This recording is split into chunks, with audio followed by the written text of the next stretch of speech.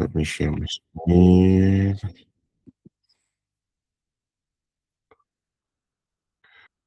All right. I hope we can see my screen, please. I hope we can all see my screen. Okay, yes. Okay. All right. Thank you. All right. So let me just pull up something I wrote on Word. So all right. So let me start from the bottom and go up. So the newer Lexuses and the Toyota yeah, Lexus and Toyota, the newer types that we've got, the major problem that we've got with these ones now is that the transmission they put in most of these newer ones are not as durable as what they used to put on most of the other cars. Now, yes, most of the Toyotas, some of them are CVTs. They sometimes they use something else on some of them, whatever. It depends on the region they have taken it to. I've seen some manufacturer the same vehicle. A region has CVT and another region has something entirely different. I don't know why they made it like that, but I've seen some of them happen like that. So now with the newer vehicles, so I mean from 2020, I think 2023 as well, 2024, 2025, 2026. Now, these cars, their transmission, you can see here, your service interval for most of this transmission is 30,000 Ks. So you're supposed to do your transmission service every 30,000 Ks. So all the newer ones, okay, let's say for example, the ones that all the senators bought last year, that they bought all through, if any of those series, 100%, you have to do this transmission service every 30,000 Ks. So usually, if you have the user manual, I think it does tell you, but sometimes if you can't find the user manual, you wouldn't know. So these transmissions are very, very temperamental. Once the fluid waters down to what they don't like, completely transmission gone. And Toyota will not cover it if you did not do the services that you're supposed to do at the right time. Now, with some of this transmission, the filler plugs are a bit it's not as nice or as easy as the previous ones that we've been doing. So please, there's multiple tools that needs to be used. Maybe one of these days I'll find the exact tool that needs to be used for that job, because I've done one before, but I was able to fill it with there's a special filler kit that I have. I was able to use that, but yes, it wasn't the best experience. But I know I need to go and buy the right one so that I can fill it easily the next time I want to do the job. So just so you know, this it's always CVT, continuously variable transmission. So the newer hybrids as well. So the transmission they put in the hybrid, the normal petrol engine and the full electric, we all know is different, right? So the hybrid use ECVT, which is electric transmission. So it's just a different type of transmission. It's still pretty much the same architecture, the same thing. So, but there's a little bit of difference in what they had to do on most of these ones. So with this ECVT, the hybrid ones, still you have to replace the fluid. It uses fluid as well.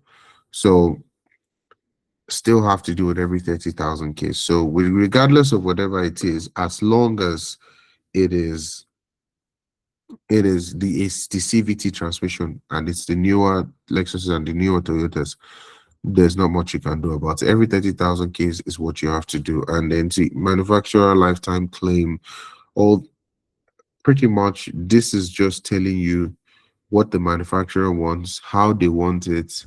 If you don't do it at that time, then you're in trouble. So that's pretty much what all this is all about.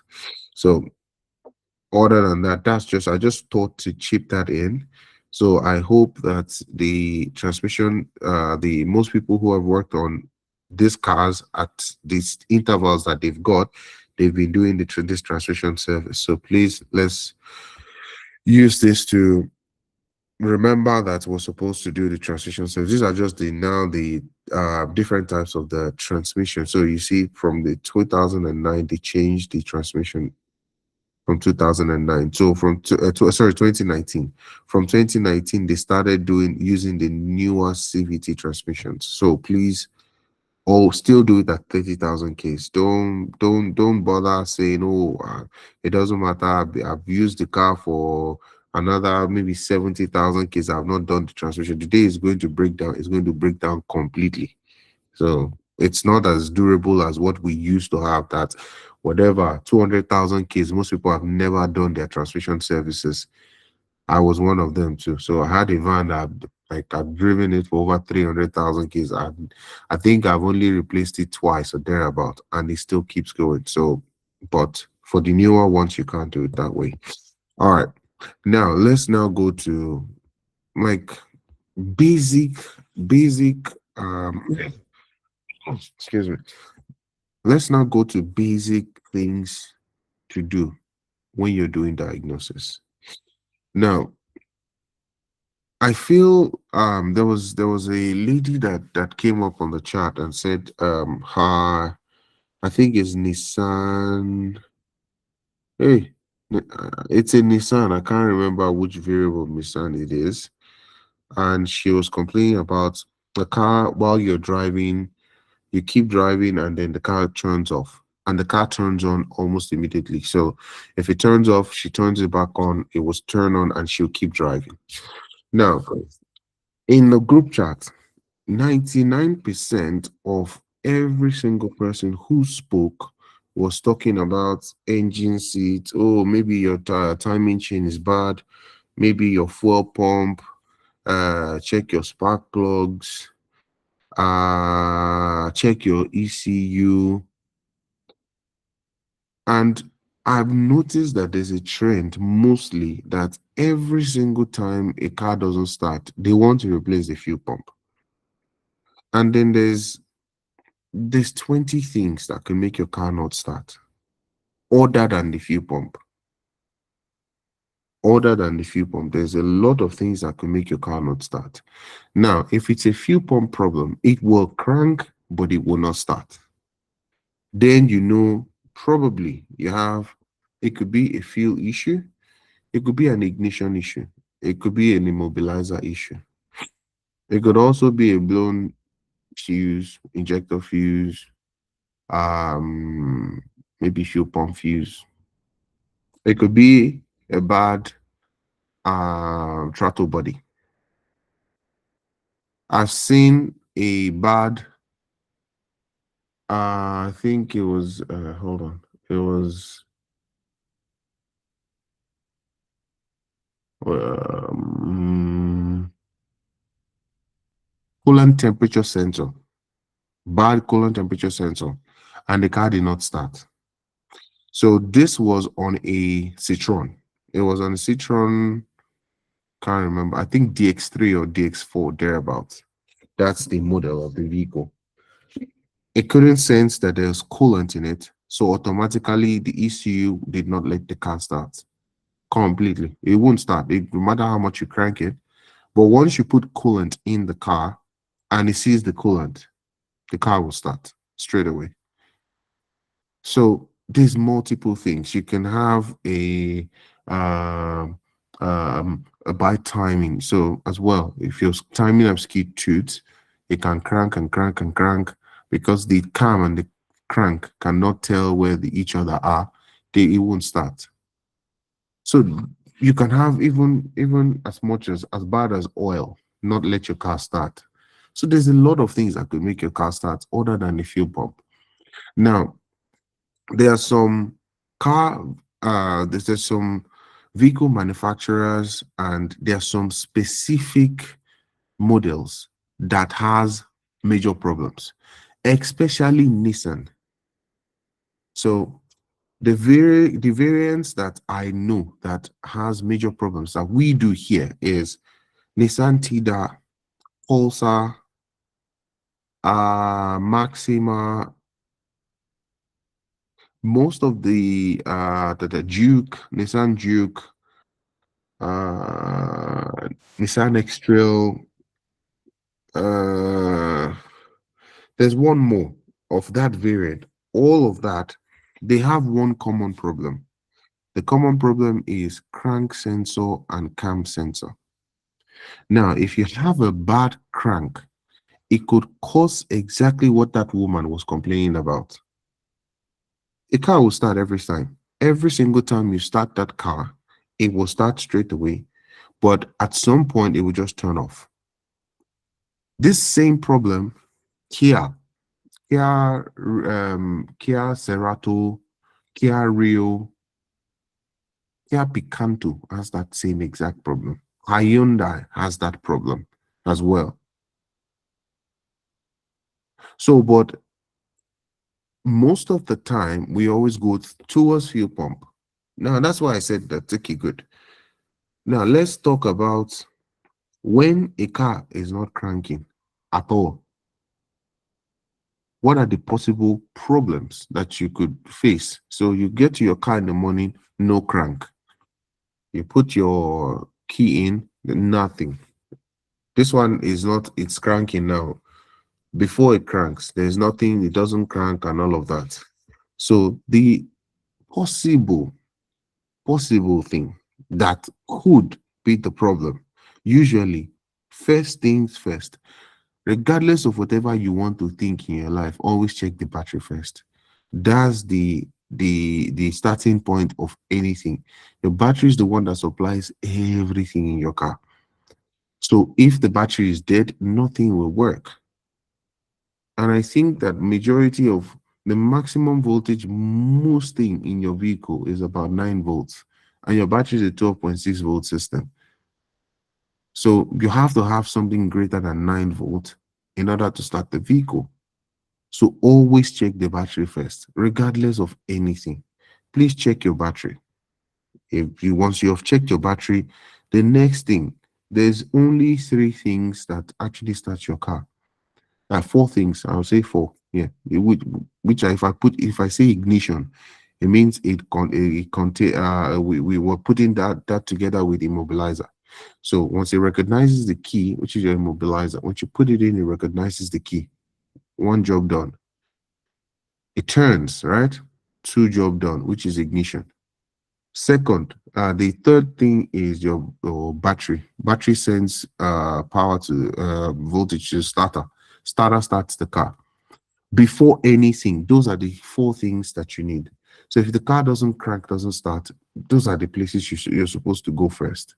Now, if now cranks and doesn't continue running, it's a different diagnosis on its own. So different stages for different diagnosis. So for this first stage, I am not thinking of a fuel pump. The fuel pump is the least of my worries. I'm never thinking of a fuel pump in this stage. So I will say, once you want to start now, this alternator failing is just the reason it's there is just because you must have driven it a day before, and then you got home, the alternator refused to charge the battery. So that's the only reason alternator is on this list, because alternator actually kicks in after you started the car. Alternator doesn't have anything to do before you start, to do in the equation before you start it. After you started it is when the alternator comes on. So now let's move on. Immobilizer and detect, yes, those ones are the normal ones anyway. Now when you crank and it doesn't start, now what the possible solution, or the way to start for me, is this fuel pump that you have on the first of the list. Is this is not being done by, oh, these are the first things you check. No, it's just randomly written. Now, if it cranks and it doesn't stay on, usually the first thing I think of is carbon deposit. Because if you have a lot of carbon deposit, now the major thing that we face is oil has to get to the valve timing before anything starts. It doesn't matter what you're doing. Once you're cranking As long as oil has not gotten to the valve timing, which means the valve timing solenoid has not gotten oil to the timing chain or the timing belt, if there's no oil there, it will not start. So you can keep cranking, it'll keep sucking the oil, sucking. Once it sucks the oil and gets there, then the car starts. So you can equally don't have the best pump there. You can have fuel, you can have spark, you can have combustion, you can have compression, but oil is not getting to the part where it's supposed to get to, then you have that problem. And there are times where the oil then eventually gets there, you start having a loud crank, a loud knocking noise when you start your car. So you see how your car's the noise when you start it, the noise is very loud. Then gradually starts coming down a little bit. Then when you start driving, it starts to balance up a bit. So what is happening is that most of the time, if the oil that you've put in the car is thicker than what is supposed to be there, so it takes the valve timing solenoid, the pickup oil pickup sensors, all of those sensors, it takes it time for it to take the oil from the sump to where it needs it. Now if the oil in oil if the oil in each of the galleries is supposed to stay there for maybe 5 seconds or 10 seconds, it will stay there longer because it got there late. Number one, before it is going to move from there to another port is another problem because the oil is too thick. Now, if the oil is too thin, what will happen is it will go too fast, and that's bad. So it means that the solenoids or the pickup sensors will be working twice as much to make sure that there's oil in those parts. If not, engine is gone. So my first thing is always thinking that when last was there service done, take out the oil cap just to make sure there's no sludge in the engine. There's no like things, little things like that. Those are the first things I do. Now, this is how I do my things. Doesn't have to be right. It doesn't have to be wrong. That's just how I do it. That's just what works for me. So once we go from there, the next thing I want to check is definitely, do we have spark? So I can take out one of the spark plugs and then take one of the spark plugs out, take the coil out, take one of the spark plugs and just check, is it completely is it the electrode at the edge, is it completely bad or it's still good, or little things like that's what I check next. Now once I check that I have the spark plugs are not too bad, and then it's easier for me because when I plug my scanner, the kind of scanner that I use, I can basically check everything from, even without having to pull anything out. I can actuate the starter from my scanner. I can check most of the sensors from my scanner. So it's easier for me. Instead of having to pull things out, I'll just check through my scanner. But this is for a situation whereby I don't have a scanner that can do all of these things. I go in and check it good. All right. And there are times whereby your fuel pump pumps out fuel. You pull the lines out, you tell someone to please crank. Once it cranks, the fuel comes out. Now, because the fuel comes out doesn't mean the pump is at its own the maximum pressure that is supposed to be. So majority of the time that I've done a fuel pressure test is about 52 psi is the minimum. Most manufacturer would say the minimum is about 52 psi. So if it's not up to 52 psi, what would happen is you'd still keep see fuel coming out, but the car won't still start because the injectors are not getting the fuel through the rails at the right pressure as well. And then there's a fuel pressure regulator. Now, if it doesn't have the right pressure through, the regulator won't work. It will just look like you're getting fuel, but fuel is not getting into the cylinders at the pace, at the as fast as it's supposed to, something like that. So changing a fuel pump is not bad in situations where, as long as you've done a fuel pressure test. So if you've done a fuel pressure test, then that if you see that the fuel pressure is not as much as is what it's supposed to be, then you can change that. That's not a problem. Now, another thing that kills your pump is your filter. Now, the fuel filter doesn't stay there forever. Now, for some manufacturers, they tell you to do it every 60,000 Ks. Manufacturers like Hyundai and Kia will tell you every 60,000 Ks. Some people, for Toyota, most people have never replaced their one. So as long if the filter is clogged, where is the fuel going to go through? So most of the time, the filter is what kills the pump. Although the pump that we sell most of the time in Nigeria they're not very durable. Yes, we can argue about that tomorrow or today, doesn't matter. But what usually causes a bad pump is bad fuel, bad clogged filter, clogged bad like dirt in all the airline, the fuel lines. Those are the things that kills your pump anyway.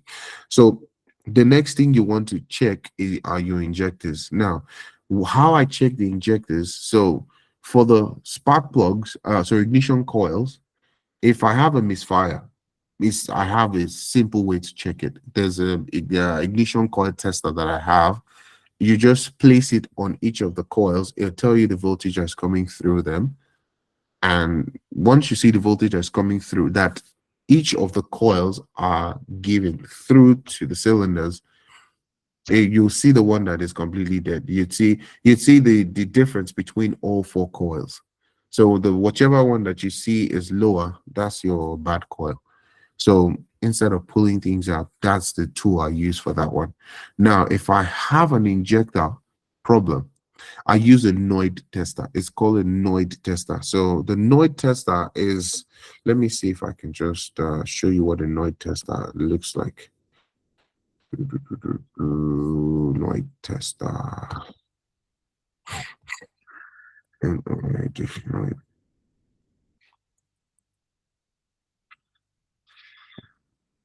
tester.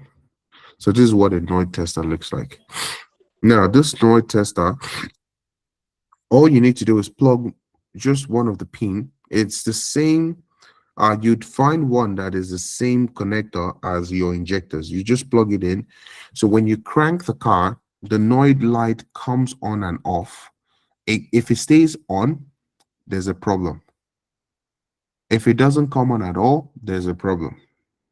If it comes on and goes off, so goes bright, dims back, goes bright, dims back. So it means that injector pulse going in and out, squirting fuel coming off, squirting fuel coming off.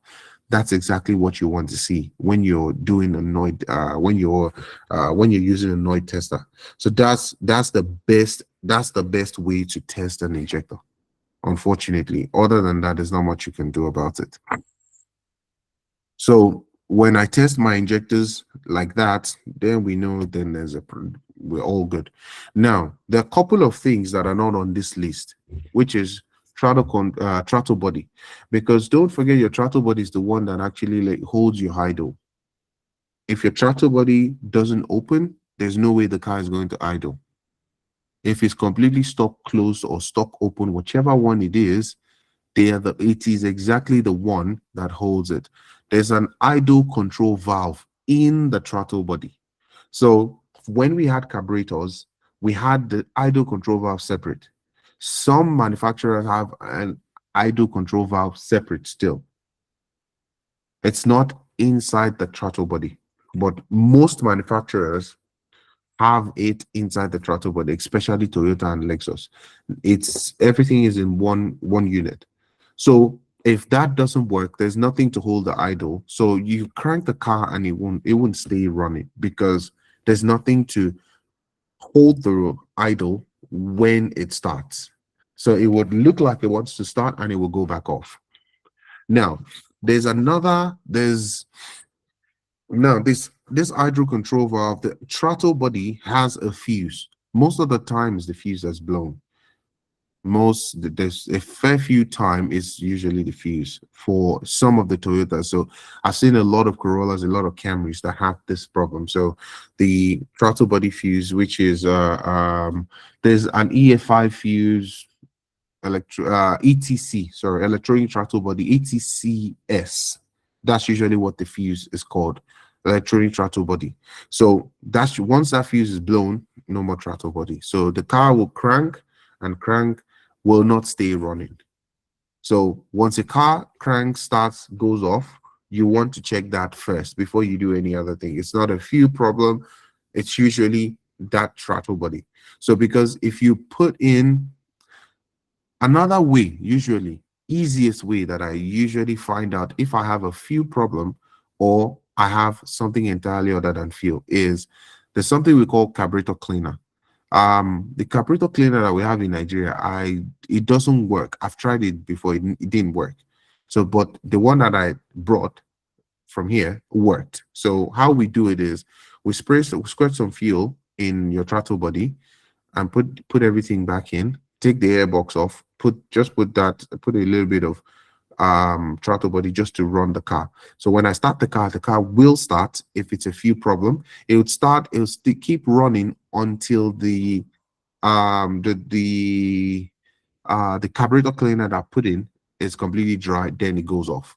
Then you know you have a fuel problem. So then I'm not doing anything towards any other thing. As long as it runs with that throttle body, I know I have a fuel problem. I go towards fuel, then start doing fuel pressure test and all of that. But if I put that in and it still doesn't run, it means I don't have a fuel problem. I have 100% fuel is perfectly fine. What I have is other things, which means I now go to throttle body. Throttle body, if throttle body is bad, I have the same problem. Then I go to anti-theft. Oh, okay. Yeah, sometimes it sees it, sometimes it doesn't. Then we go to another thing that usually causes a major problem that we overlook as well is your cat. If your catalytic converter is completely blocked, your exhaust is blocked, the car will still not start. It will crank, but it won't start. If you got low compression, car will crank, it will not start. But the low compression, you notice that the car is forcing itself to breathe. And what causes that sometimes is a block exhaust as well. So if you got a block exhaust, you notice that your car will struggle to crank and crank, and like someone who's got asthma, that there's the airway is blocked. The way they'll talk, the way they'll gas for air is exactly what the engine is going to do as well. So in cases where you want to find out it cranks and it doesn't start, these are things you need to put into consideration before you start losing anything whatsoever. I mean anything. Before you start losing anything, you check the fuses of, okay, if I put this, does it start? Yes. Wonderful. All right. I mean, I don't have you have taken out fuel system. Then you start checking for fuses and make sure that, okay, good. Let me be sure my throttle body is fine and all of that. And please stop. Most people do this. You put a flexible wire on the fuse and you put it in. Don't forget that the fuse is a 5 amp fuse. You have already broken that 5 amp fuse. I doubt it if that fuse is going to correctly give you that 5 amp back. I doubt it. Yes, I might be wrong with this one, but I doubt it. If that fuse is going to give you the exact ampage of the fuse that you've put that flexible wire on to put it in, I will always recommend replace the fuse. It's that simple. Please replace the fuse. If it's blown, put one in. That's the best way to do it. Just so that you don't keep doing multiple things and just that fuse is what your problem is. You see, you'd be so surprised that you'd find the problem so much that you guys will be on a job for more than 4 weeks. You will not find you will not find the problem. All the problem is just one bolt holding the earth down to the car. And that earth is the reason you don't have any power to the car at all. So I always say, for peace of mind and for me to know that that side is done, I replace the fuse straight away. So another thing that block exhaust causes is you would have a car, you will start it, you will not be able to rev it more than 3,000 RPM. Maybe it won't go beyond 60 when you're even driving. It won't go beyond 60. So blocked exhaust causes that, not just transmission. Most people would say, oh, it's the gearbox because it's not changing gear. But you have to understand that the transmission cannot go as fast or faster than what the engine is letting it do. So a blocked exhaust can cause your vehicle not to go beyond 2 because it won't go beyond 3,000 RPM. It won't run more than 60. And you want it to go to gear 3 to go and do what? Precisely. Because you go with the speed as fast as you go, then the speed, the gearbox continues to change. But it's like, see, I want to go to 4, or I can't go to 4 because you're not going as fast as you should supposed to as well. So that's another one that usually causes that. Then, if you have a no start, this one, when you have a crank sensor, crank camshaft sensor and crankshaft sensor, if both of them are faulty, in the case of that woman, I think that's what is wrong with her car. Unless maybe she comes in to share a little bit more information or more light to that vehicle. But I think that's exactly what it is, because as long as the crank and the cam cannot tell where each other are, you're in trouble. The car will just turn off. Maybe when you turn it back on, but by the time you turn it off and you turn it back on, the ECU might be like, okay, yes, I can see you now. It will turn the car back on, and then you keep driving. Now, you will have similar problems as the first one: no crank, no click, no start. So sometimes you will have no crank, no click. Sometimes you have crank and click as well. Same way, telling you that there's a starter problem.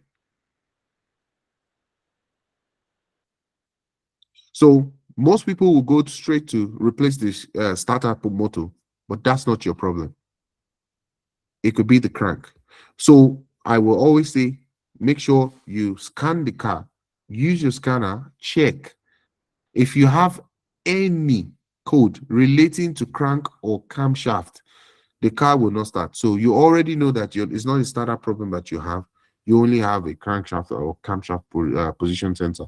Now, if you have a crankshaft position sensor advanced, or I think, yes, advanced is correct. There's another one that it tells you, I think it's deceleration or something like that. Anything that you have alongside your crankshaft sensor saying it's advanced, it means you have a timing chain problem, timing issue. So whether it's belt, whether it's chain.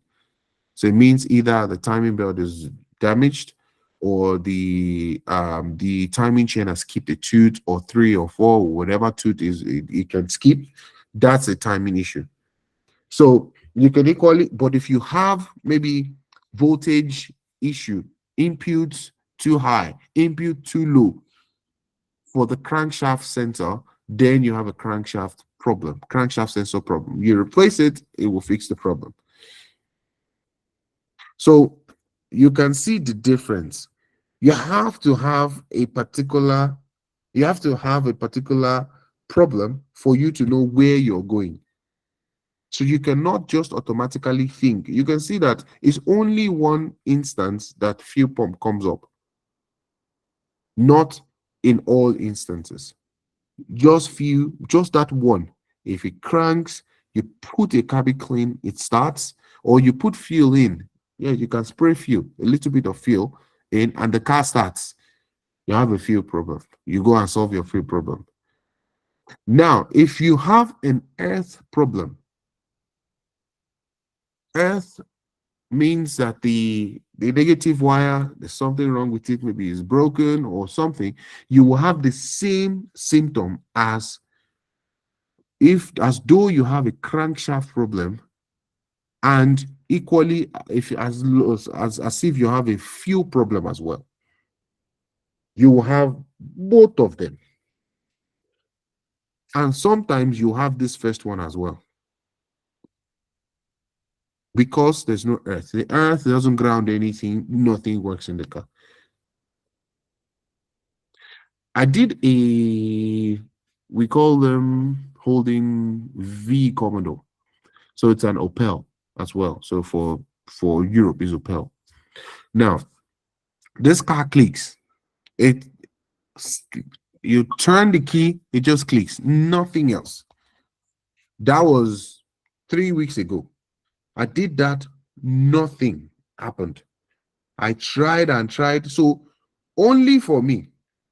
Now I had to go back to the basics. Now on the Commodores, they have a power switch. What do they call that bloody thing?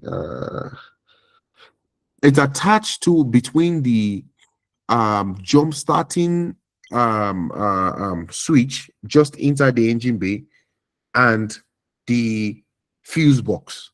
They put a something like a relay in that wire as a whole.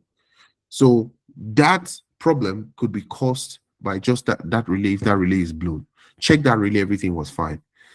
My starter was kind of fine, but I could not use the computer to actually activate it. But it doesn't sound like the starter is the problem. Now, another problem was I saw a lot of rat activity. So the person had parked the car for quite a while and he's not driven it. So there's rat already there. So I thought, okay, there is a rat has chewed some of the wires.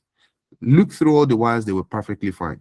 Now, then I noticed that there's an ECU fuse that is just beside the fuse box that is close to the battery in the boot. That fuse keeps blowing up every single time I try to start the car. It will just blow up straight away. Once I try to start the car, it will blow up. Oh, sorry.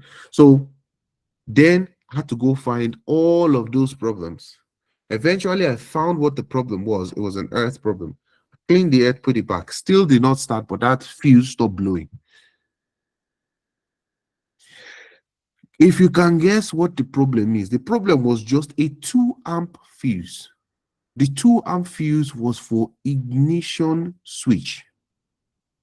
2 amp fuse for the ignition switch underneath the dash. That was what my problem was. I'd been on that car for 4 days. So that car had gone to other workshops, and when they gave it to me, I'd been on it for 4 days. But I refused to start replacing the starter because either ways, you're supposed to just put a new starter in. I was tempted to put a new starter in, but no, I had to go through the basics first before doing that. Now, when I put that fuse in, the car starts, the car runs now, it's working perfectly fine. So that's for you to understand that there are times where you think this is what the problem is, and it is not.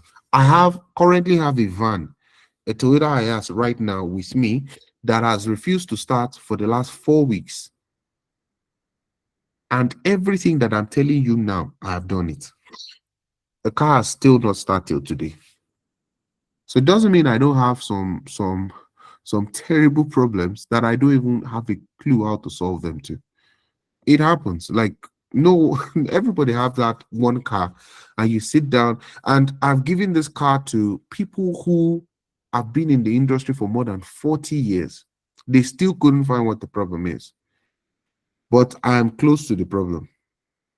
I'm very close because I could tell that this, in my own case now, the injectors are squirting too much fuel into the combustion chamber. So I am basically having a flooding issue. Now, what causes that flooding issue is usually the fuel pressure rail. So the fuel pressure regulator doesn't know when to stop the injectors from squirting fuel. I've changed that regulator, still the same problem. So there are times where your basics even is you're going to go crazy. So it happens like that, but you just have to follow the basics. So maybe I should just leave it at this. So I'm just giving you an overview of how to think when you're doing this kind of job. Oh, okay. Is it better now? Please let me know if the volume is better now. So this is just an overview of when you're doing a diagnosis. Now, depending on the car that you're working on, gives you a little bit of understanding of where to go when you're working. So I'd say that our um that lady's the woman that came through to the group chat, please check your crank. So if you have any code for crank and cam, those cars are prone, they are known for that. Crank and if I go out to one and they say, oh no, it will not click, it will not start. If I get there, I will just plug my scanner. I will not do any other thing. Plug the scanner. Once I have a crank at low input, or I'm just going to change both. And when you're changing it, change both. Don't change one. Because if you change one, you're going to, I'm sure that in a couple of weeks, you're going to have changed the other. So your best bet is change both of them at the same time and you'll get out of it. So let me end it there so that I'm sure people might have other things to say and or maybe have questions to ask or something like that. So I will leave it at this so that we can ask more questions, because the best thing is let's talk about the problems you're having and let's now say, okay, good. With what you're saying, this is exactly where you're supposed to go. Gives you a better view of what is going on. So let me stop it at that. Thank you so much. All right, thank you. Thank you very much, sir, for your great analysis as always. Um, so now we're going to be taking questions and answers, contributions. Um, please, if you want to join the queue, indicating that you have something to say, please, you will see, okay, doctor is number one. So if you want to join the queue, you will see the three dots at the bottom of your screen. If you click it, you will see an hand icon. You will select, click the hand icon, you'll be able to raise your hand. Please let us do that. Let's join the queue, and so that we don't, please, if you're going to talk, please quickly raise your hand so we know how many we have. Because the moment we start now, we don't want to overshoot our time. Thank you. Doctor, sir, please go on, sir. Kindly unmute your mic. All right. Good afternoon, sir. Thank you very much for the session. It was enlightening. And my question is this. My Kia Rio 2014, it experiences delay in engaging the gear into reverse as well as drive. Sometimes it's up to 30, and sometimes it's not up to, but the delay is constant. And also, when driving, hesitate to enter gear 3, and sometimes there is slippage because of driving. That's my question. Okay, so see, doctor, the best option, usually the best thing is get someone to scan the car. If you start having maybe solenoid one stock open, solenoid two stock closed, or something like that. So what is going on is when you're driving, each of the solenoids open as you drive. Once you start and you start driving, solenoid one opens, takes fluid. Once you drive past it, it will shut, it will close, and then solenoid two opens, takes fluid. That's how it has to be. Now, if one is stuck open, you would have similar problems. And one thing I'd say is most problems usually come from transmission service.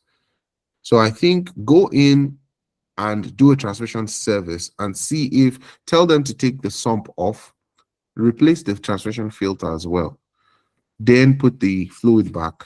That's the best way to do it. But if you scan it, if you're starting to have some of the solenoid stock open and close, yeah, so soon you might need a valve body. But I'd say the first thing to do is always to do a transmission service. Let them clean everything out, replace the fluid, and then we'll go from there. Okay, sir. Yeah, the service has been done. Yeah. The filter was changed, and Mm. the situation still remains. So what I'm considering changing the gear completely now because the service didn't change. So But did you tell them to scan it and if you're on the group chat, tell them to scan. If you can go to any mechanic that's got a scanner or anyone that goes on the scanner, just tell them to scan it. Let's find out if you have some transmission codes. Not all the time necessarily you have to change the transmission. You might just have a pressure solenoid.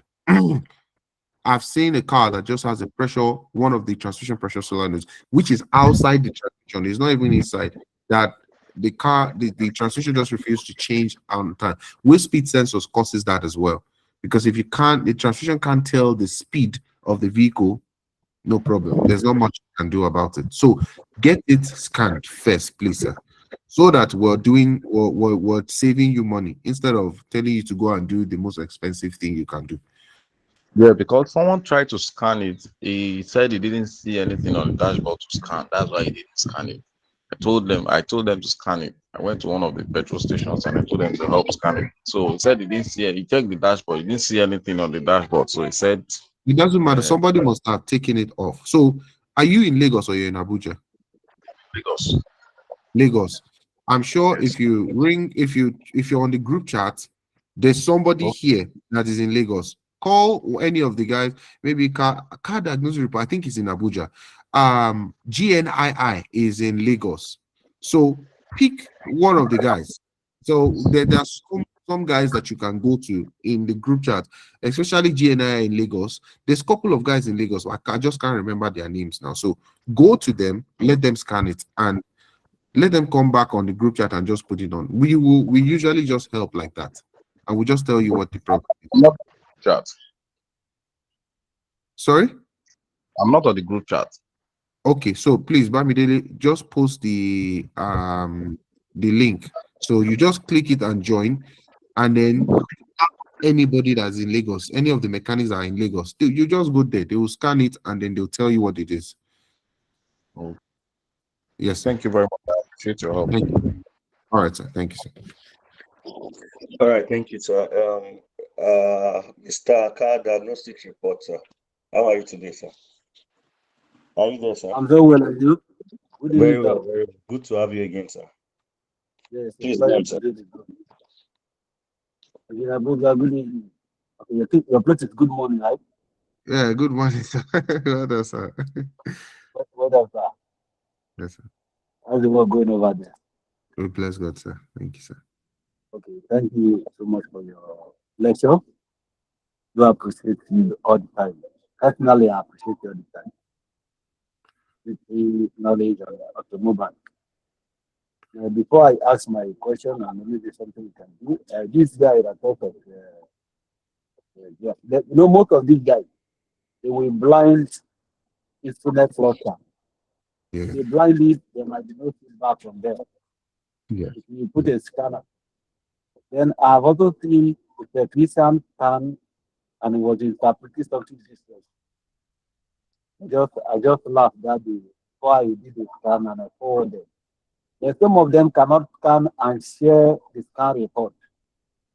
When I scan, I usually share my scan report, the full detailed report. I'll give it to the customer. I think my own now is like a lab.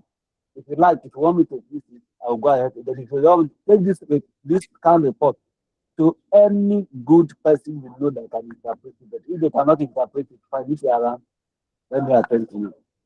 That is by the way. For that guy of yeah, just like you said, start from the little, do a scan first. It might just be one of the solenoid that is bad. It's either open or closed. Could be a wiring issue. If the voltage is not going there at all. You must run a scan first so that it will narrow the problem. Just a minor thing. Then this fuel pressure you said is something. yeah. ID pressure for fuel pump. This Yes, was it yes. On Wednesday I changed the fuel pump for US 460. okay. In the morning it will start to be usually dragged before it will start. Then I took a fine. If I'm changing your fuel pump, I was to exchange the plug, because the car was not pulling well. From my experience, I know most time once the plugs are not burning properly, the actual thing is not there. Because of that, I bought a plug tester. I just changed the fuel pump and then the plug. The car came back alive. But the few pumps I have tested with my pressure tester, they did not get up to even 40. They did not. If the highest was up to 42 psi. The rest, for Ford, they will tell it about 45 psi. So I don't know. Can we get the fuel pump of up to that 20 psi? In our market, Yes. I've not seen any. Okay. So I've done couple of few pressure tests for exactly this one that I'm talking to you was on a Mazda 3 or 6, either of them. I can't remember which one it is. It was about 50 psi, and the car starts sometimes just goes off, starts sometimes go off. That's what the problem was until I put a new pump in, and then I had about at least over 52 psi. I had done a Corolla as well. So unless what the manufacturer, unless the pump that is being bought, that's the pressure it can bring. So that's why I think we replace pump more often in Nigeria. I Yes. think. I think. I'm not, see, maybe what we'll do is the next time I'm coming, I will bring for a particular car that you use. Now let's check. So My car. maybe I don't know what car you use. I'll just ask around I use the normally. car. So I'll just bring one for Camry and let's check. So I'm not sure because I've not done a pressure. Yeah, they do it in my workshop. I've not asked them what pressure it is on. Okay, maybe I'll ask. I'll ask and I'll share it on the group chat. But I think in normal, as in normally, I think you should have at least. So same as combustion. Sorry, I say combustion. If you want the combustion leak down test, or maybe you want to do combustion test, just to check what your the cylinders are at, right?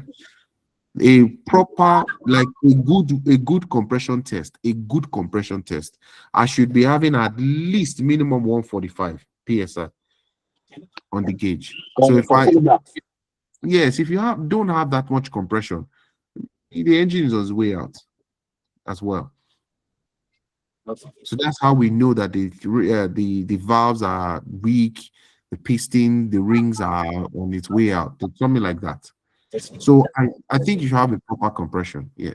You should have something more than about 52 psi. But I would double check with, maybe, like I said, I've done only couple of cars, not a lot of cars that I've done compression so that's fuel pressure test for. I will ask my Abuja office if that's the case when they do a pressure test. Okay. Yes, sir. Thank you, sir. Okay. This year workshop a couple of weeks back, but I'm not the chance. I'm using it. I've No been problem. Abuja this week. When you are What ready, let I'm me. getting, what I get, I'll use it. Okay, sir. Okay, sir. All good, sir. Thank you Thank you. so much. All right, boss. Thank you, sir. Yeah. Bamidele. Boss. Thank you, sir. Okay, Mr. Kendi Adeyemi, are you there, sir? Mr. Kendi. Yes, sir. All right, sir. Good Please go on, afternoon, sir. evening, everyone. Thank you Good very afternoon. much for this opportunity. Though I'm a first timer today, I saw the link randomly on the social media and I decided I was going to leave everything and join this because I'm having an issue with my car. I drive an Honda Civic 2008. It's a manual car. I got it Nigerian used.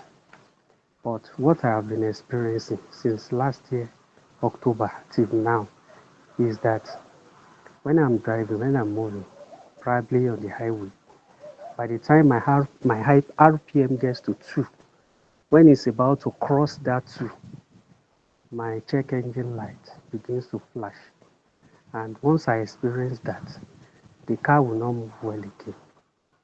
So I've taken it to Nibu, I've taken it to Low. A lot of the wires, they worked on it, they scanned it.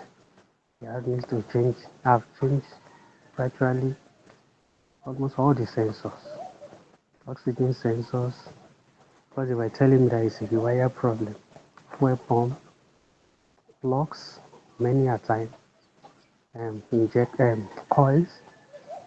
Then even I've been asked to change the brain box. Just changing things and still no improvement. But what I just when I saw this, I said, okay, maybe I'm going to bring my situation to the. So whenever they open the my bonnet and open the plugs, they will see that they are black, they are dark. So they will clean it. Once they clean it, when I move again, I apply between my place of work is in Djibouti. So I fire, I will walk, it will work very well for 3 days. But by the time I start noticing it again, if I pack, if they open it again, it's whenever my plugs turn black. That's where we are experiencing that. One guy, he told me that he's bringing out smoke. He changed some things, even he complete injector something because it's a manual. He changed everything changeable, so it's only improved, but it's still happening. So I don't know if there is anything that can be done. And one person even condemned the engine that I should go and change the engine that is an engine problem. But I don't believe. So most of the time now I'll just have to park the car. If I want to go on a journey sometime, I'll just be moving small small. So I don't know if anybody or if you have any advice from this group. That's why I brought my case. Thank you. All right, thank you, sir. So, see, the blackness of those spark plugs are usually caused by incomplete combustion. So, it's either it's getting too much fuel that is not getting burnt on time, and another one is already there, not getting burnt. So, what will happen is you will just start having a lot of carbon deposit on the spark plugs as well.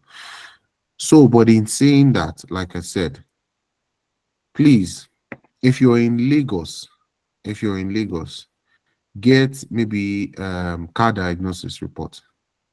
Get car diagnosis report, get GNII, a couple of other guys here. Please, we'll send the Bamidele, please send the WhatsApp link. Send the WhatsApp link, please join. Once you join, let them do a let them do the report. Share the report on the group. I'm sure we will solve. Like it's not a difficult problem. And one thing, I hope that this Civic is the same one that we have here. If it's the same one that we have here, those Civic have 8 plugs, not 4. They have 8. There's 4 in the front, and if you take the cover off, the top cover off, behind it, there's another 4 ignition coils there. So if that's exactly the same one I'm talking about, it's supposed to have 4 at the back as well. Actually, this one is 4 plugs, sir. The reason why It I'm will have saying 4 at the back. It's 4 cylinder, yes. You think it's 4 cylinder from the front, but they always have another 4. There's another 4 cylinder because I think Honda you did twin cam. Honda does twin cam. It's only Toyota that did not do twin cam. Toyota is a single cam system. Those Civics, I think they are double cam system. So they decided to do 4 at the front and 4 at the back. So if that's it, then that's probably. But please join the WhatsApp group. They've shared the link. Go to any of them. Tell them to scan it. If they scan it, then we'll 100%. If you bring it, we'll be able to solve your problem. It's an easy problem. Very easy, Seth. I'm sure if you where you go to scan itself, they'll solve the problem for you. But if it's getting a little bit more complex, put it on the group chat and we should be able to help you, sir. But 100%, what you're having is incomplete combustion. If you're having incomplete combustion, there's not much the engine would do. So instead of it, the combustion is supposed to happen, and there's already fuel more again, it will kill the combustion. Like, see, why are you giving me more fuel when I'm about to detonate? So things like that, there are delays in between all of these things. It just has to happen how it's supposed to happen. So please, let's leave it at that. Do that scan and let's go from there, please. All right, thank you. Thank you, sir. Thank you. Okay, thank you, sir. Mr. Oluwaseun Adekule, are you there, sir? Yes, sir. Thank you, sir. Please go ahead. Well, Thank you very much. And this is my first time for joining this thing. I'm very glad I joined. I gained a Thank you. lot. I didn't regret my time and my data. I'm happy. Yes, sir. My question, I have so many questions, but I will bring it as I have the chance. First of all, do can we ask question concerning old vehicles like 2000 2003? Can we ask question on that? Yes, you can ask any question regarding any car. Okay, okay. Thank you. 1978, no problem. Okay, sir. Thank you, sir. Now I ring my engine like Yeah. 3 weeks ago. Before I ring it, I was experiencing oil spillage on the plugs. So I was frustrated and I didn't like it. And my engine is weak, even though it's speeding, but it consume more oil. So due to that, I have to go and ring it because I can't afford the new engine for now. So after ringing it, after the mechanic called me to come and pick it up, I observed that it's not accelerating. I will press the accelerator that is not accelerating. At times we keep the battery. I have to buy another battery to it or do my own automatic jump start and to pick. But it's not accelerating. Along the line, the man said I should change the fuel pump. I did that, but it's still shaking. The working of the car is not efficient as it was before the link it. So I don't know what really was wrong.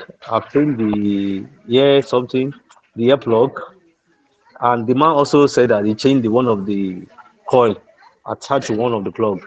That is the one not firing very well. So I don't know what's really wrong. That is one. The other one is that is it possible that cars that are using 2 or 3 plugs, can someone put an electric motor that can drive it in Nigeria? Is it possible?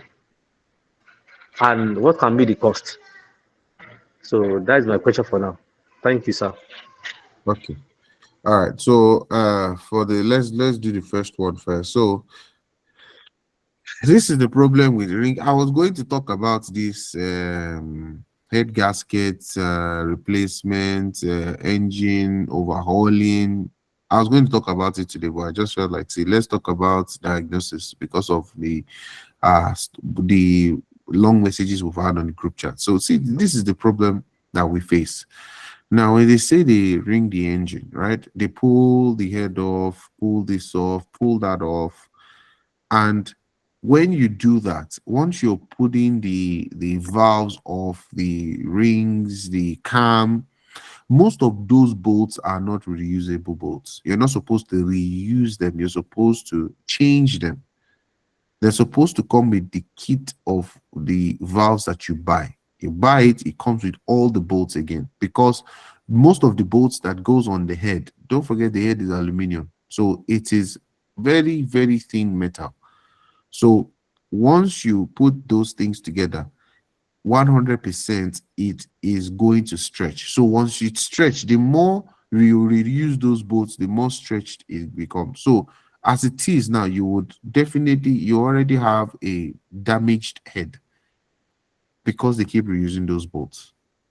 Now that's number one. Number two is that the problem you had before might just be a PCV problem. It might just be that oil is just creeping in from somewhere because you've not been using the right oil or you've not been doing the right services on time. So it might be a carbon issue that's caused that smoke in the first place. And if it is black, most of the time it is on burnt fuel. Same problem as Mr. Kennedy is having. On burnt fuel. If you have on burnt fuel, it is going to start pouring liquid into the exhaust. Now, once it keeps pouring liquid into the catalytic converter don't need liquid. It only need gases. So it's going to exactly squirt it out for you straight the same way from the exhaust, which means it's going to be black. Sometimes you can have white, you can have, if it's white, it's coolant. If it's black, it's fuel or incomplete combustion. And if you use too much oil, yes, it could be that somewhere oil is leaking or oil is passing through your rings into your exhaust. That could equally cause you the black smoke. So, though we should have actually checked it before they ring the now that they ring the engine. If it is not accelerating, so it means that it's either there's a problem with the throttle body when they put it back. They've tried to use their hand to push it in and out. You will have problems once you use your hand to push it in and out because you have to relearn the vehicle when you put it back in. That's on the side. There's nothing like, oh, one plug is not firing, this one is not firing. If you have an engine light on as well, let's scan it, let's find out what the system is complaining to you. Because it would always have an engine light. If you cannot move properly, you're having complete combustion, then you have an engine light 100%. So get somebody to scan it. When you scan it, we can help you further. We can now say, see, okay, probably they didn't do it properly, or so we can, as of now, we cannot tell you if you've done it properly or not. So everything I'm going to be saying, I'm just going to be speculating. So I need to have proper information, which means have the diagnosis report, and then we can have a quick chat like this. Call 2 or 3 people. We have a chat about it and say, okay, okay, I think this is what it is. Okay, no, no, no, go and do this test, go and check this one, check that. We'll check it and they will tell you exactly. And whatever we tell you is exactly what the problem is anyway. So please, let's do that. Same information that I've given to Mr. Ken is what I will still tell you. Go and get it scanned so that we can give you the right information. For the other one, Sorry, sir. can you, Before you go on, sir, he dropped the message in the chat that the engine light has always been on, even from when he bought the car.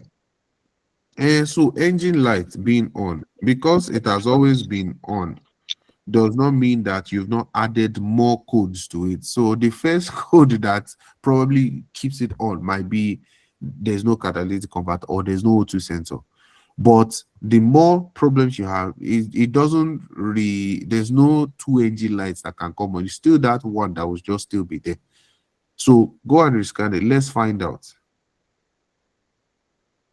So let's find out precisely. Mr. Carter, I guess you want to say something. Yeah. Sorry. What's the make of the car? Toyota Corolla O3. Okay. Now, I have experienced a similar case. Now, when they do the setting of timing, most of them, what I have scanned and corrected is either over advanced or retarded. Yes. Get that one clear.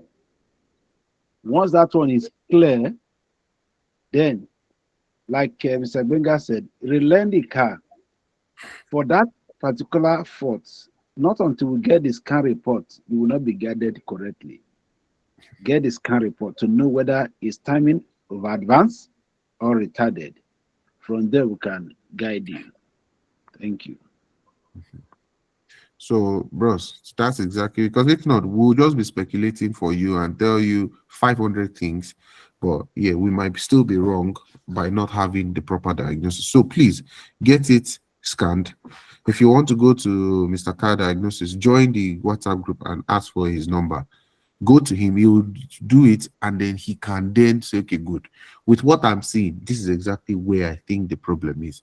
So it's easier when we point you the right direction. You can go back to the same person and tell him, see this report that I have for you. Exactly what I have here is what you should do, please. Then that should fix your problem. Then the one with the motor, I don't know. I don't really know anything about fixing an electric motor into a two-wheeler, I think my honest opinion to you, if you really, really want an electric two-wheeler, go and buy one. Buy one that is already like it's actually made as electric.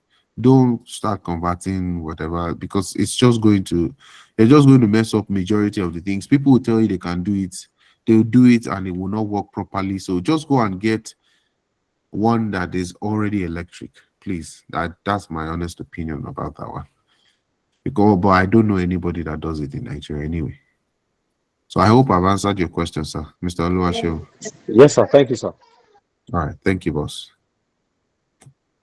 All right, sir. Thank you, sir. And finally, this one I've been personally anticipating. Reverend, are you here?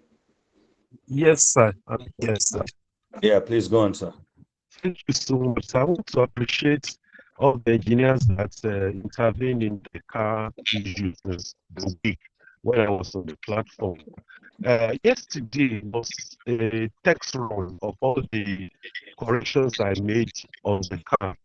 The starter sensor, the washing of the radiator.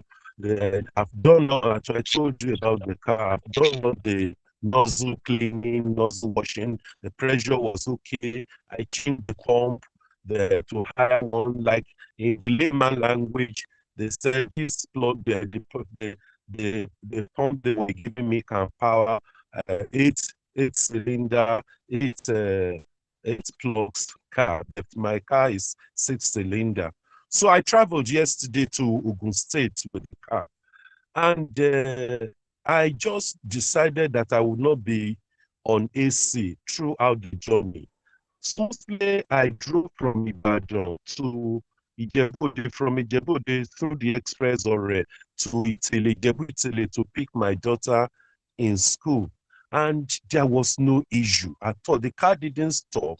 There was no problem. So I guess I was even doing my personal observation wrongly, that I thought every time it would stop without whether AC or without AC. But when I was coming, and I'll switch on the AC. And on my way, we have not moved barely 20 kilo away from that Italy area. The car stopped. So I was rejoicing before that the problem was solved, and thank God for all the suggestions that I heeded, and it was fine. But the car stopped again. Immediately they stopped, I put off the AC and I started coming. Till I reached Ijebu from that place, and from Ijebu to Ibadan, it didn't stop again till I reached the house. My house has a stream very far away from the urban area of Ibadan, around the Kufu area. So I now concluded that it is the switching on of the AC that is causing the problem. The last auto electric mechanic that worked on the car, the electrician that scanned it, I called him. So he just said I should bring the car again on Monday. Today, Sunday, I got him in the night of yesterday, because I was still bothered so much about it. I thank God for the engineers that calmed me down. Somebody told me, just calm down, because I'm a fairly young man. I am over 70 years old. I've used so many cars. I started using the car, this Peugeot 203, 304, and all that. I've used Ford Scorpio. I've used Ford Explorer. I even have a Jeep, a Ford Explorer in my company. It's working fine. I've used Volvo V70. I've used so many cars. They don't give me this kind of problem. And now this car that I'm having, that I guess is my best car, is the latest one that I have. Very comfortable, and it gives me good driving experience, but it's now having this problem. So here am I, sir. Thank you so much, sir.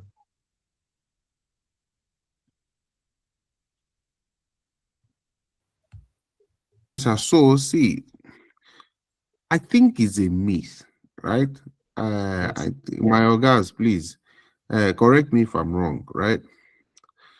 Regardless of whether you use AC or you don't use AC, that shouldn't affect your vehicle unless they've done a wrong connection. I've seen people do a direct correction. You exactly what is in the car, just put it back. But no, they want to. We can join this one. Don't worry, we'll connect it direct. Now, if you're using AC when you're driving, you're using less fuel. If you're not using AC when you're driving, you're using more fuel, because you have to understand that it is aerodynamics, right? You're pushing against the wind. Now, once you wind your windows down, you will notice that your bonnet is not straight. The bonnet is not entirely straight. The bonnet has an edge. So it's aerodynamics. You're pushing towards the wind. What happens is like you have given me, if you're pushing towards the wind, now when you wind your window down, you have given the wind leverage to push you back. So it means that there's more resistance.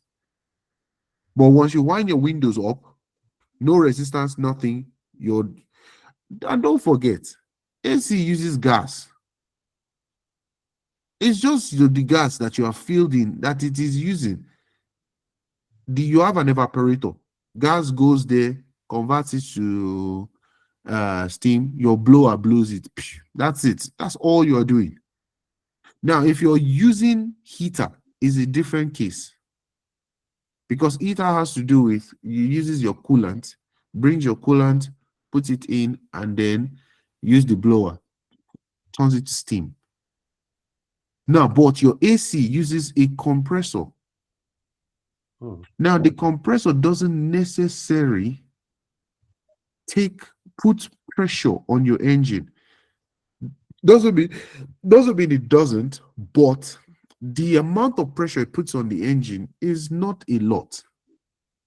So unless when they replace the compressor for you, somebody has done something wrong. So it's either they've connected it directly. Now that anytime you turn on your AC, it automatically draws current from your battery. So unless that's what they've done. So we cannot 100% say that when you turn on your AC is the problem. No, AC doesn't, like, you can use your AC. If your engine is bad, your engine is bad. If you use it with AC, it should still be working. Even if you have an engine that is almost dead, your AC should still be working, because it's almost two different systems. So I don't subscribe to the fact where people say that, oh, when I use AC, my car dies. When I don't use AC, it's not the AC that is your problem. Somebody has done something you're not supposed to do around that AC that is drawing current from your battery. So one thing you need that guy to tell you tomorrow. If you go there, yes, turn on the car, measure the output voltage that I have, and turn the AC on. So you turn the car on without the AC. What is the voltage I have on the battery? You should have at least 14.2, 14.6, 14 depending on how good your alternator on your battery is. You will definitely have about 14 volts. Let's say 14 volts. Yes, now, when you turn on your AC and it draws the current, then there's a problem. So the more lights, the more, if you have the system works this way. You have a 14.6 system, right? But your battery is 12.6 volts. Now, everything comes from the battery. Now, every alternator in any car is no more than 2 volts. I don't think there's any alternator that is more than 2 volts. There's none. I don't know. I've not seen one that is more than 2 volts, right? So let's assume that every alternator is less than 2 volts. Now, 2 volts for Toyota, I think, is around 1.6. 1.6 plus 12.6, you definitely have about 14.2, 14.4 sometimes. Now, for anytime you turn on your headlight, that alternator is just there to make sure that your car is running above the battery voltage. That's just all that does. It keeps it above the battery voltage. So that's why when you're running on maybe 12.6, maybe 13.4, or maybe you're now getting to 12.9, then you have a problem because you're close to the battery voltage, then your battery starts draining, right? Anytime you turn on the headlight, it take a little bit. Turn on your radio, takes a little bit. Turn on AC, it will take a little bit, but it will never go less than 13.9 or 14 volts. Mm. So unless they put the wrong compressor, I think most of our guys here would testify to this. People put Peugeot compressors in Camrys. They put all kinds of compressors, and they forget that most European car, the output voltage that it draws from the battery is different from Corolla. It's different from most of the South Korean cars or the Asian cars. It is different. Peugeot will always draw more current. So what they have to now do is they will not put it through the right channel, which means they will not put it through the fuse that is supposed to have. Now, once you change the compressor to another brand of compressor that does not come with your car, what you have to do is find out the voltage that compressor uses and change the fuse to that. Now, if you change the fuse, you have to change the relay as well. Mm. Do you understand? Do you see the problem Yes, sir.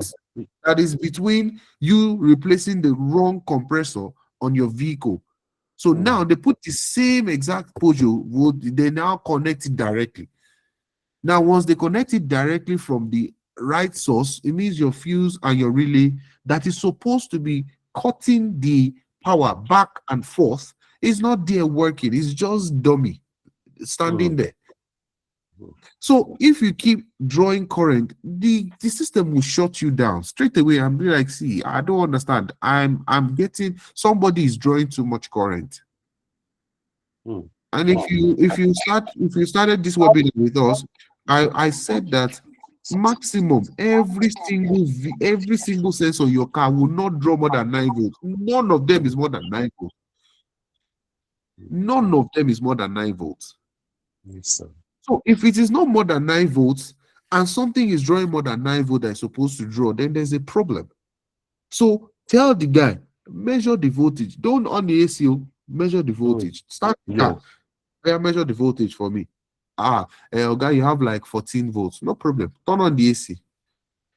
When you turn on the AC and it draws it down straight away, you already know there's a problem. So how did you connect the AC? Same thing, they will tell you they will connect the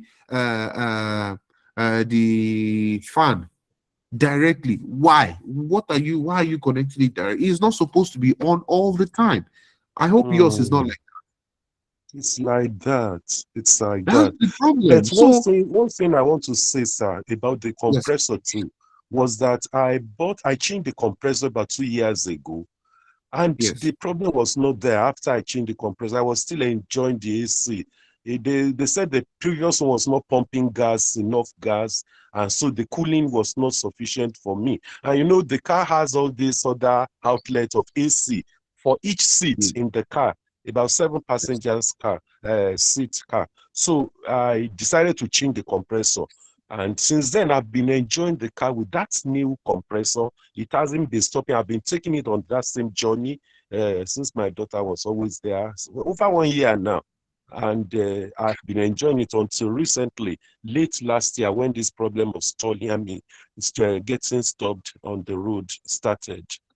So see, also, sir, I need to also find out from you, sir. Please, sir, that what is the difference, the voltage difference that it will reduce to? I personally, I have my voltmeter at home now. I will go back to the car outside, start the engine, put the voltmeter there to check the voltage without the AC. And when I will switch on the AC and see what it brings. The problem is that the car will not stop immediately. I will go sometimes a distance of 20, 30 kilo before it will stall and stop.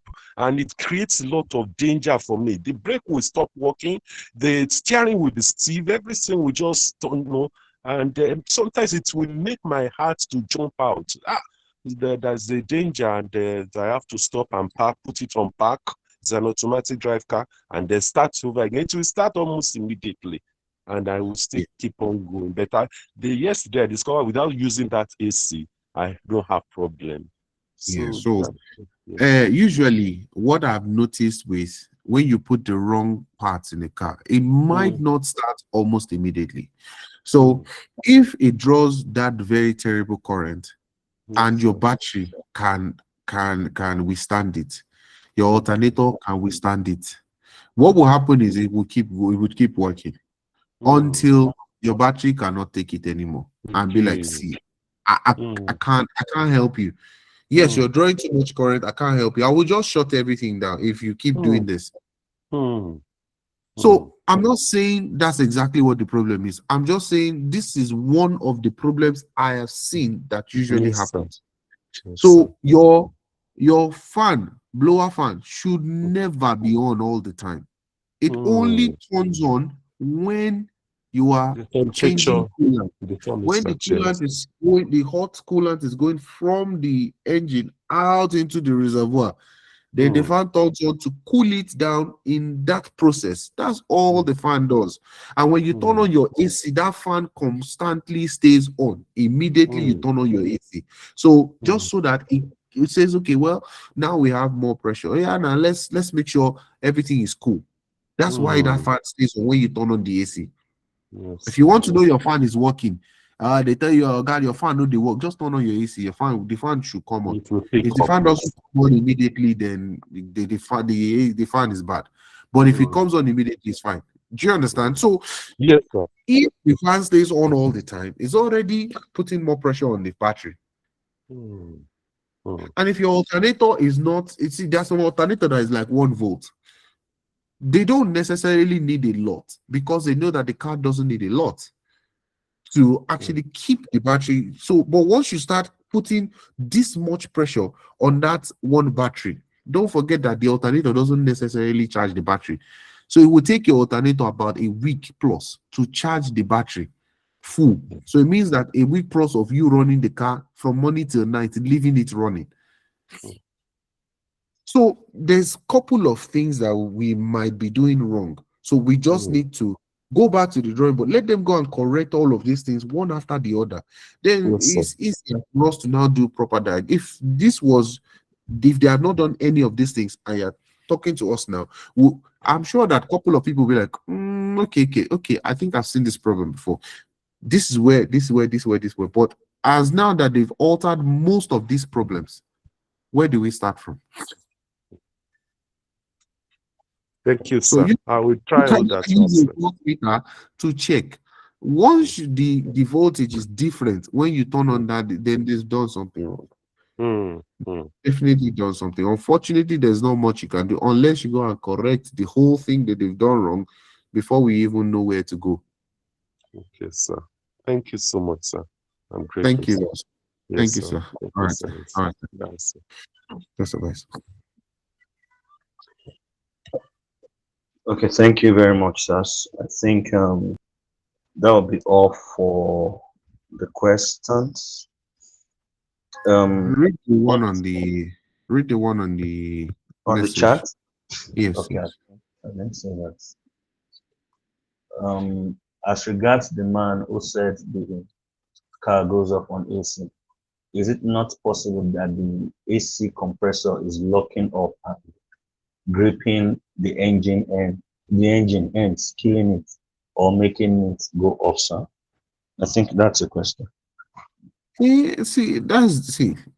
Regardless whether it's locking up, there's something happening. Either they, like I said, they would have probably connected that thing directly, and I'm sure that probably the AC that they put back in the car when he changed it must have been for a different car. So as long as the battery can give all that current, just like them giving you a 5-year-old baby's heart, a 5-year-old child heart in a perfect person that is like 30 years old. So you understand? Yes, sir. The AC compressor is the same thing, sir. It's the same thing. I made sure. Yes, I made sure when I was replacing it that the AC man got exactly the same that I If removed. it looks the same, doesn't mean it's the same. This is where we get it wrong. Now, part number this is where part number comes in. So the same vehicle, I will tell you the same. Let me use a very easy one: brake pads. The same car, 2010 Toyota Corolla, Yes, has sir. 4 variants. Hmm. The same car has 4 types. There's the base model, which is the lowest one. There's LE, CE, and there's a sport model. All of them don't necessarily use the same pads. So it can look the same, it will bolt on, but it's wrong output and input voltage. It will look the same, exact same thing. ASX doesn't face Lancer now. But is it the same engine? Perfectly yes. There are some parts on Lancer that fits ASX. There are some parts on Nissan X-Trail that fits Nissan Pulsar. But is it all parts? No.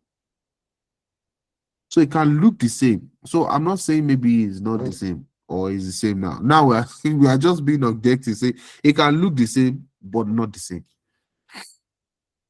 So what we're looking at is the right pressure, the right voltage, right, all of it. If it's the exact thing, and we check the part number and it's the same thing perfectly well, then we know that either the compressor they bought for you is now bad again. So maybe that's another way to look at it. But like I said, if we are not the ones who did the diagnosis, it'd be difficult for us to say yes, as I think 100% this is what the problem is. So okay, let's Thank you, let's sir. go to the question. Thank you, Yeah, sir. we All have right. one more chat.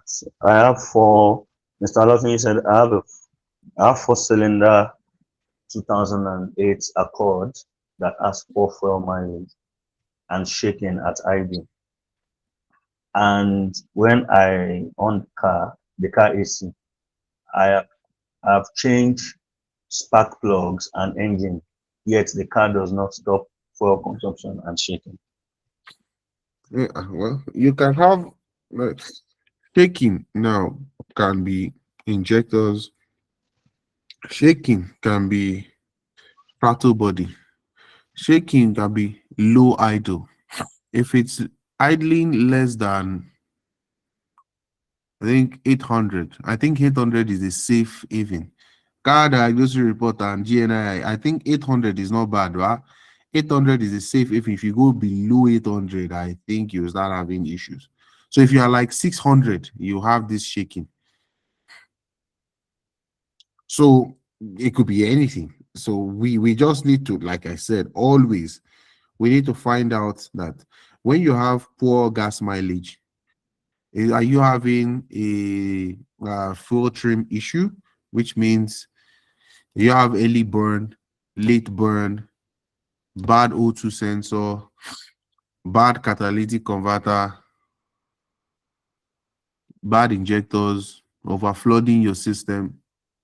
Could be any of those things, but definitely fuel trim is a very, very major thing. So, Mr. Olatunji, get somebody to check your fuel trim. If they check that fuel trim and your long-term fuel trim, please remember long-term fuel trim is less than 10. So if you're like at 10, it's bad. If the closer you get to 0, the better it is. If you're at 0, it's perfect. But if you're at 20, 15, 17, something is wrong in the whole system. And usually O2 sensor and catalytic converter. If you're sure your catalytic converter is there, O2 sensor is usually one of the major problems of that.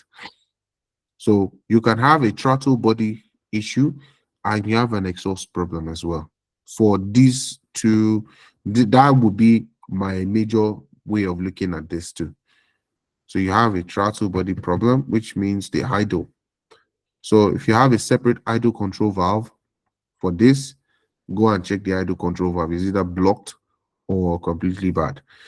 Another thing that could cause it is mass airflow sensor. If your air filter is blocked, you can have this exact problem. So most people who they tell them, "Oh, guy, your air filter don't block," they will just dust them, put them back. You can have that exact problem from just doing just that one thing. So check your mass airflow sensor, check your air filter, make sure you have good air filter is perfect. Then you now go to make sure that's exhaust. But the best way to know if you have an exhaust problem, like which is an O2 sensor problem or a catalytic converter problem, if you scan it, it will tell you if the catalytic converter is bad. But if you have an O2 sensor problem, most of the time it might not tell you. If it doesn't tell you, go and check your long-term fuel trim. If it's above 0, the farther it is from 0, the bigger your problem is.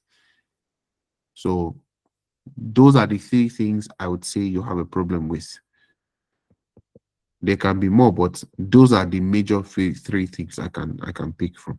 So that's I hope I've answered your questions, sir. So Bamidele, you can go on Yes, to thank you, sir. I'm sorry, Mr. Abiodun, I missed your message. I think his question was the first. yes. Okay, he said, "Good evening, sir, and thanks for the analysis. Please, I overhauled the engine of a 2013 Kia Optima 2.0 turbo engine.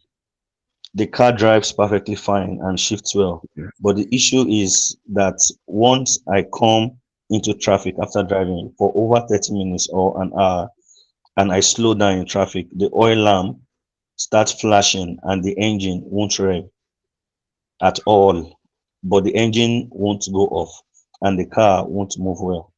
But once I spark the car for a few minutes and start it again, the car moves well again. I've replaced the crankshaft sensor, complete fuel pump assembly, and camshaft solenoid, but the problem still persists. I want to hear your opinion or experience, and could it be a failing oil pump, sir? Thank you. All right. So this is a GDI engine, right? It will be a GDI engine. This Optima. If it's not a if it's a GDI engine, then that's where your problem is coming from. So with these GDI engines now, once you see the oil lamp, it is telling you that oil is not getting to the right places where it's supposed to get to at the right time. So what oil do you use with this car? Is Mr. What's his name? Mr. Abiodun. Is he still on the chat? Maybe he should unmute himself and tell me what oil he uses with this GDI Optimus. Because I know for a fact that if it's a GDI, these cars are very, very, very. Mr. Abiodun, is Yes, that good you? evening, Oh, sir. Yes, please, yes, I'm with you, go sir. ahead. Good evening, sir. Good Yeah, evening, so boss. before now, we'll be using liquid moly on the car. I've been maintaining the car for about, I think, 4 or 5 years now. So what we observed is that there's always oil shortage between service intervals, and we used to do 6 months. So the car just moves from the mainland to the island here in Lagos, Nigeria. So then at the point, I think the engine knocked. So I tried to overhaul. So after overhauling, the car starts fine. So I think from this from our previous workshop or seminar, it was mentioned that if you have it oil shortage, or maybe it was a trainer I attended, that you should move from a lower viscosity oil to a higher viscosity oil that it could what's it called? It could improve or reduce the oil shortage issue that we're having. So I moved to Mobile 5W30, which is the semi-synthetic oil. So before now we're using liquid moly, fully synthetic. Then And so what's after the about viscosity of that one? Is it still 530? yes, 5W30, sir. So that's not a higher viscosity now. That's still the same exact viscosity. Whether it's liquid moly, whether it's mobile, whether it's Adex, it doesn't matter what it is. As long as the viscosity is 530, that's what matters. It's not the brand name. So what I was thinking is you have an oil pickup issue. That's exactly what I'll say for that. So if the oil doesn't get to where it's supposed to get to on time, you will have issues. So I think change the oil brand that you're using, because some brands are good, some brands are bad, and use full synthetic. Try maybe Adex or car diagnosis and GNI, please. Any of the mechanics that are here, which oil do you think is really, really good other than the ones that I've mentioned? Maybe you can try those oils and let's see. Because I think you have an oil pickup issue. That's pretty Castro. Somebody says Castro. So you No, got no, car no. diagnosis. Now the issue with think I've had issue with Castro the other time. There are a lot of adulterated oil in our market. The one that have not failed me so far for the now is 5W30 hardest. Okay. Okay. Okay. There's one other guy that came in, I think a couple of maybe like 4 years back. He gave us a power up oil. See that oil, that lubricant is from Malaysia. His 5W30 is still very good. Power up. Okay. So maybe try Adex. Try Adex that we know. Try Adex and see what happens. Because if the oil doesn't, if you cannot pick the oil as quick as you're supposed to, you will have issues. You will have issues. So let's not automatically say that there's a big problem with the engine. Let's change the oil that you use. Change the oil. If it still persists, right? What we need to do is same thing. Go and do it. So go to car. You're in Lagos, right, sir? Yes, sir. Yeah, go to car diagnosis or somewhere. Go there. Let them do a proper scan for you. Bring the scan report. Let's just so what we would do next is every time somebody, if you want to say something on the group chat, please just do a quick diagnosis report. When you send it, it's easier for us to be able to point you in the right direction. But I feel that you have an oil pickup issue. So and then your there's an oil pressure solenoid just behind your sump. That could equally be your problem. Okay, sir. And if the oil is still escaping through your rings, that's another. So are you using No, more the oil rings. now, or it's still all good? No, the oil is fine. There's no oil shortage now. The oil is fine. Yeah, you can have an oil pressure sensor problem. Yeah. You could just be in oil pressure. So the point is once that oil pressure sensor sends that signal to the ECU saying that there's no oil, oh, what the ECU does is shuts the car down and puts it in a position whereby it needs minimal oil to run until it sees a contrary signal saying that everything is all good, then it activates everything and tell you to move again.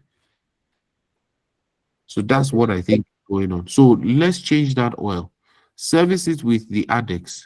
Let's see what happens. Okay, sir. Because I Yes, know sir. I ran that. So I was trying to look up the diagnosis report, but I couldn't find it. So the main thing it was complaining about was the um I think timing advanced or something like that. So So I if it's checked the timing advanced, again. yes. I If checked it's the a timing timing, again. The timing was fine. no, you cannot be fine. If it's advanced, timing chain is stretched. It cannot be fine. Oh, If it's advanced, it is stretched. Don't bother. If it's advanced, it means that you've skipped a couple of tooths, like you've gone maybe 2, 3, 4 tooths. Go and put it to top dead center. Make sure it's in top dead center. Take all the spark plugs out. Make sure it's in top dead center and check your timing marks. So you don't even have to pull the timing cover off. Put it in top dead center. Make sure it's in top dead center. So 1 and 3 is all top dead center, and check your crank pressure. mark. Yeah. So if you check the crank mark, you will be it's way above. If it's advanced, it's way above. There's no story about that. So it means that once it's advanced, you're either getting less oil into that valve timing system, or more oil or less oil. So I'd say go and do that, and then we'll come back and say, okay, good. I'm advanced. If it's advanced, then you take the whole thing off and then put it back. So when you did the overhauling, did you replace the timing chain and Yes, sir. the you're supposed to now? Every time you pull it off, like it's not worth it. Look at the stress you're going to go through pulling it out again.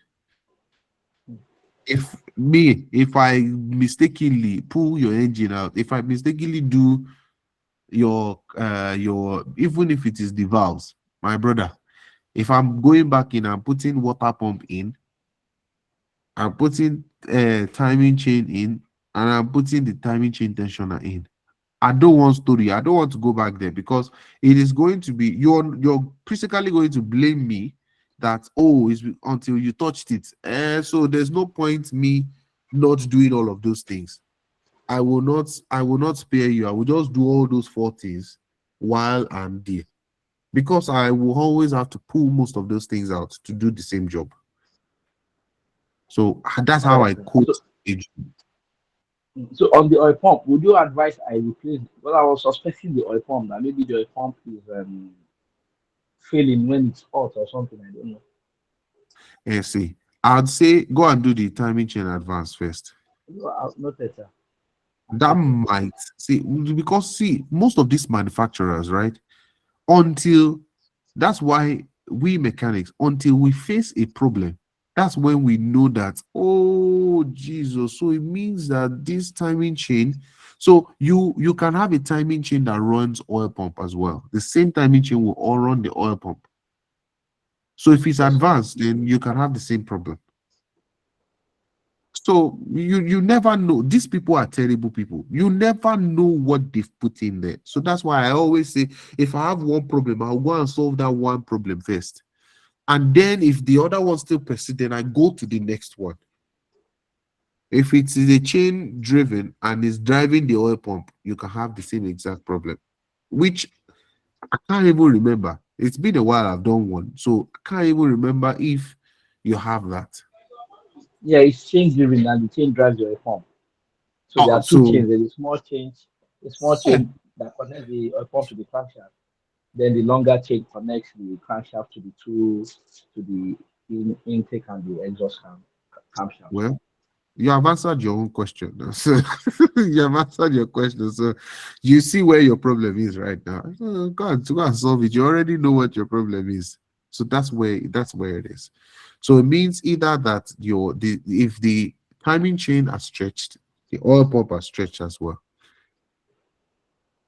So I would say, if the oil pump is not too expensive, I'd say change it while you're there. Because if you put it back together and you eventually have to replace the oil pump, you have to pull the whole timing chain off again. Yes, sir.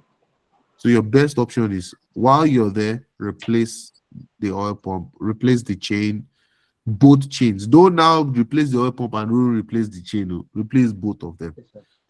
And while you're there, if you can do water pump, please do water pump. Yes, sir. Mhm. God bless you. Thank you, sir. Thank you so much. I really appreciate it, sir. No problem, sir. And so sorry, you do the timing chain adjust, timing chain tension as well. Don't Okay. repeat the tensioner, do the tension as well. Oga Muritala, Right. thank you so much. All right, sir. Bamidele, back to you. Yes, boss. Thank you. Thank you very much, sir. And we've been having more female participation lately. I don't know if our ladies are still here, but we welcome you powerfully also. We appreciate everyone that has joined today's webinar. I hope I didn't miss any other message. Which one of the oil is good for? Which of the oil is good for Toyota Corolla? For Toyota Corolla serving now? Or do you mean servicing now?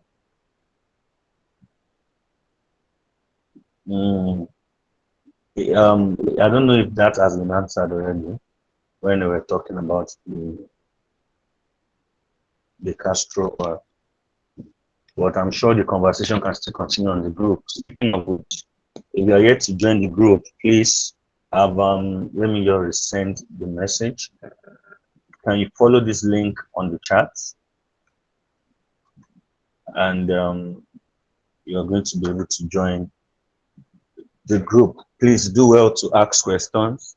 And like we've always said, you can network, you can do business with anybody, but take note that you should do your due diligence before committing financially or in any capacity with anyone on the group, because just as you have joined through this link is probably the way other people have joined also. You will not be held liable for any inconveniences. But other than that, I'm sure that most of us there are professionals and very well respectable people. So if you have more questions and maybe some things have not been addressed yet, please feel free to continue the conversation on the group. And like you've heard, a lot of people get solutions to their issues even on that same group. Sometimes even Engineer Banjo that you just heard now, sometimes does not even have to talk, while others would have, come in to be of assistance.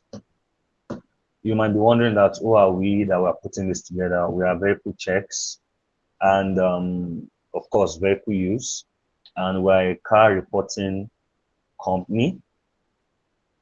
We are into car reporting and also car verification. I would have loved to show us some demos, but at the moment we are working on a merger to bring vehicleuse.com and vehiclechecks.net together.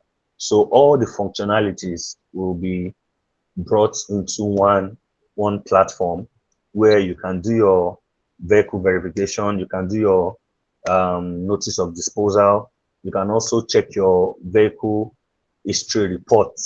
You want to import a car, or you want to get a new car, or you got a new car, you want to see the accident report or just vehicle history report of the vehicle. Everything is going to be assembled in a platform, and please stay tuned. We are going to be making the announcement very soon, and we are going to be letting us know when to come in very, very soon. Please stay tuned on the group and on our social media platforms. Please do well to follow us at vehicle_checks on all social media platforms. Vehicle, let me just put it on the chat at vehicle_checks. And we are going to be sending the website, when we have everything sorted. And please, for those that have already listed their vehicles on the website, please take note that we might want you to release it, when the migration is done, and we'll be giving us more update on that, like I said. But please feel free, that group, use it very well. Ask your question. I'm coming, Mr. Olatunji. I will read your message in a moment. So ask your questions, make your contributions. But please, for those that are joining us for the first time, please, I beg of us, please don't spam our group. There are professionals there. Everybody might not be comfortable with seeing endless posts, and that will not be too good. So let us leave the group decent and let it only be car related conversations that we have on the group. If you want to maybe advertise your product, we don't have issues with that, but make sure you send it to us privately. Let us vet it. If it is car related, I'm sure it will fly. However, we tell us that before you make your advertisement, you just make sure that you are adding a value. So you are teaching the people something and you are letting them know that, okay, this your product or this your service is going to solve that problem. I think that should be it. So Mr. Olatunji said, I just checked my long time fuel trim using plug-in diagnostic doggo. The valve is minus 2.4. Engineer, sir, do you want to speak on this? Okay, so like I said, the farther you're from zero, the worse it is. So if you're at minus 2.4, do you have, when you scan the car, what, so the RPM is, okay, yes, the RPM is fine. The only other thing is, do you have any codes? Do you have any engine codes? Or the engine light, is the engine light on? If it is, tell us what the codes are. If you can type fast so we can go. So if you can tell us what the codes are. So yes, this is because it's on the minus, it's it's not very good. But if it was like 2 or 3 plus, then I can say yes, it's not too bad. There's no code in the engine light, it's not on. Okay, good. So if there's no code, engine light is not on, you're at minus. Hmm. If you're on the group, please put these values on the group again, please. So we can continue on the group. I'll see if I can do a quick research, and then I'll get back to you on the group so that we don't hold everybody here. Thank you. Ma'am, back to you. Yeah, okay, thank you very much, sir. So please, let all conversations continue on the group. For those that maybe joined late, the recording is going to be made available. Okay, I posted the link earlier. Let me just resend it. The link to the group. I'm resending it right now. That's the link to the group. Please, don't forget not to spam the group. If you have any advertisement to make on vehicle related subjects, please message the admin privately first before you put it out there. And please feel free. Engineer is always available. Please, I want to can we just appreciate, Engineer Banjo just before we go? And I've never done this, but I think we should all know that at the moment, it is probably 5 o'clock. This is 6 o'clock. So I think it should be around 4 o'clock. Boss, am I right? 4 a.m. Yes, it's 4 where you a.m. are. Yes. 4 a.m. and he's up 4 a.m. So if he's up 4 a.m. by this time, it means he has been up 2 a.m. He has been up since 2 a.m. when the webinar started, having this free lecture for us. So we want to appreciate you, Sir Malga. Thank you for Thank always being available. you. And on that subject, is always to, yes, I agree with you, Dr. Espatukan. He's always very, very available for, to help. He's very available to you, and he's very, very selfless too. Let me know ill Malga too much. But you always see him referring people on the team. You always see him saying he wants to bring everybody along. He will always say, okay, whoever can do it, let them handle it. He doesn't need to be at the center of everything. And like I said, if other engineers make comments and it's on point, he sometimes does not just stop. He just reads it and you know makes approval of it and just moves on. And that's because we've kind of also built trust among the professionals here. So please let us keep the spirit going. If anybody does business with anybody, please let us do well to be trustworthy business people also. We've not had any incident reports so far, we thank God. But please do your due diligence also before you commit in any way to anyone. And please stay tuned for our announcements. Our announcements will be coming in very, very, very, very, very, very, very, very, very soon. Yes, yes. I'm sure, Doctor, I'm sure many responses will come in. In case maybe you don't get response quickly, you can just resend your message and send a reminder. And so engineer is always available for business also, for collaboration, for partnerships. Is always available. He was in Nigeria just a few weeks ago to attend to some of the request of even some people that has networked with us on this in this community. So thank you very much for being a part of today's webinar. Till we see again. Oh, thank you, Mr. Lawa, for your kind words. Thank you, Doctor, for your kind words. Till we meet again, please stay tuned, and I hope your car never gets damaged.